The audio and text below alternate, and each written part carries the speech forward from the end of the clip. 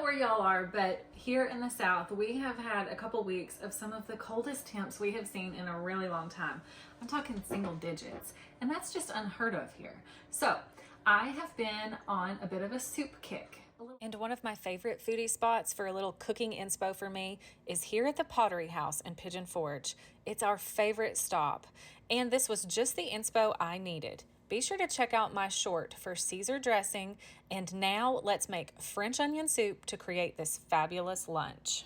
Today's recipe was inspired by our recent adventure, but be sure and stay tuned to see how I turn this into a one-pot pan family style meal. So let's get cooking some warm you up tasty goodness. Come on, y'all. I have my pan on medium heat, so I'm gonna let that warm up while I prep my onions. But first, I'm going to sharpen my knife.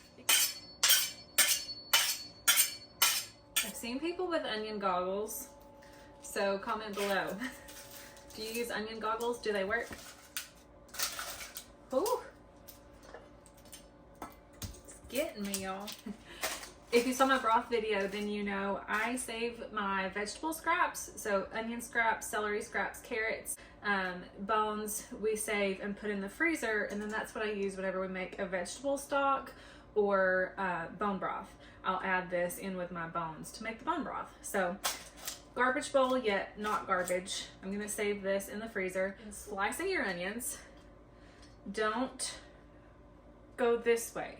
You want to slice along. Oh goodness, these onions.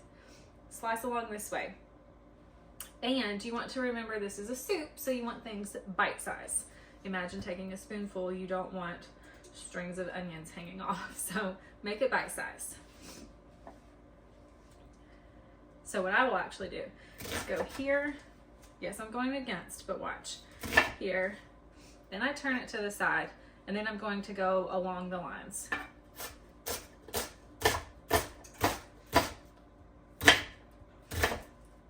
And then when I get to where it's a little tippy, turn it. The key to French onion soup is caramelizing your onions. That's what gives it all of the flavor. Okay, so now it's time to put all of these onions in the pan. And I am guilty of this. I always scrape. You shouldn't do that. Your knife, that's part of why my knife dulls so quickly. You really shouldn't, but that's what I always want to do. So today I'm going to show you the right way. Either use a bench scraper, like such, or just pick up your cutting board and go. So I'll use the bench scraper though. And look, I'm going to drop it along the way. My heat's a little high, I'm going to turn it down. Okay, let's add in some butter. Have about 3 tablespoons there. Now, a lot of people add sugar into their onions, and it's unnecessary. So the onions, when they're sauteing lower, I had it too high at first, so I bumped it down because I had to remind myself, slow it down a little bit. French onion soup is slow. So anyway, the onions, a lot of people add sugar, but it's unnecessary because as they saute, they are releasing their natural sugars, and that's what's causing it to caramelize, and that's the flavor you want. So you don't need to add any sugar. These are going to become sweet on their own as long as you slow it down, like I just did. I was guilty of trying to go a little too fast there. Slow it down, let those sugars release naturally, and they'll become sweet on their own. So no sugar necessary. Now, everything is incorporated here. So now, just gonna let them go for a while. That butter's all mixed in, the oil's mixed in, the salt and pepper. So now, I'm gonna leave them alone.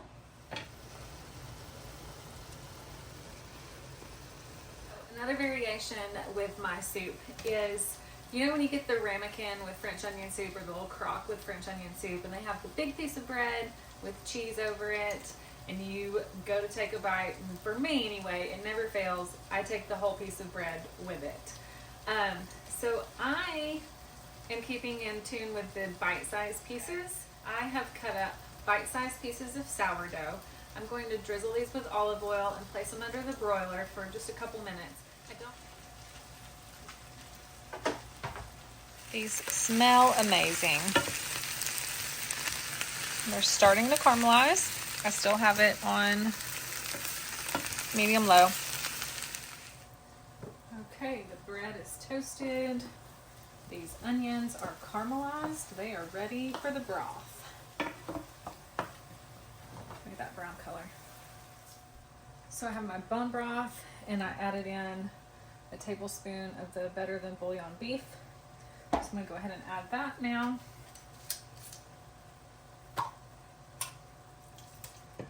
I know that most people add sherry.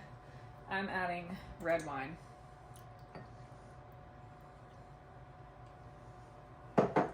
You don't have to add either. You can just simply add a little bit more broth. I just like the little extra touch of the red wine. So now I'm going to let this come back up to a good simmer, and then I'm going to show you a trick for thickening this up. So this is up to a simmer. Now, rather than create a roux or use cornstarch in another container, here's a trick. Use a whisk. Well, not a whisk. Use a strainer and a whisk. And I'm using a baby whisk right now. Simply put this down in there. And then bring your flour.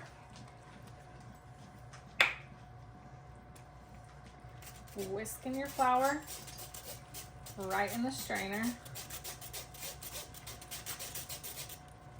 So yes, you have a strainer to clean, but so this is just good, like say you forgot to create your roux or you don't want to use cornstarch. This is just a little cooking tip for you. I'm going to add just a touch of soy sauce. Not traditional, I know, but it's a little salt, a little umami. Because everybody likes to say, what is umami, right? But it's just another layer of flavor that's yummy.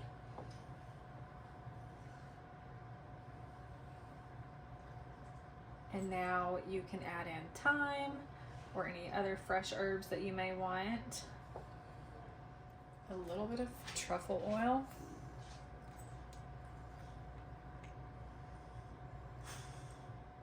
Now, rather than taking these to a ramekin, we're going to put our bread right over the top. Of course, the traditional cheese is Swiss. So I'm going to do Swiss. And I'm also going to add Munster.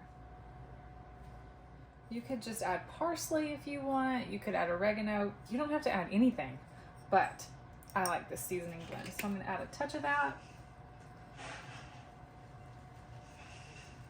Put that under the broiler until that cheese is all bubbly and good. And then we'll eat. And it's family style.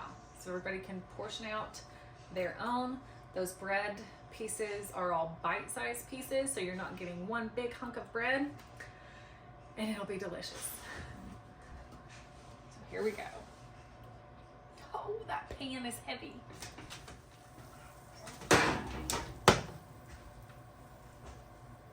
Oh my goodness. Look at this. Oh. Cheesy good or what? I'm going to garnish with some green onion. And, okay you guys, so this is what I call my scrap garden. This was the green onion. I used these tops and then I simply put my onion in a little cup, let it root. This is all the new green it gave me. So this was store-bought onions. I've regrown the green, the chive part, so I'm going to use that now to garnish. And then once I chop that, I'll stick it back in the water. It'll grow some more for me.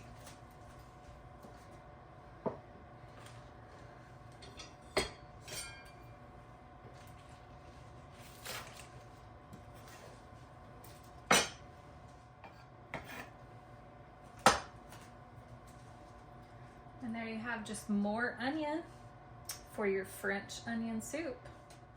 So there you have it. French onion soup, family style. All right, let's taste it. Look at that. Ooh, yummy. I hope you'll subscribe and join me back in the kitchen again next week for another new recipe and cooking tips along the way. Bye, y'all.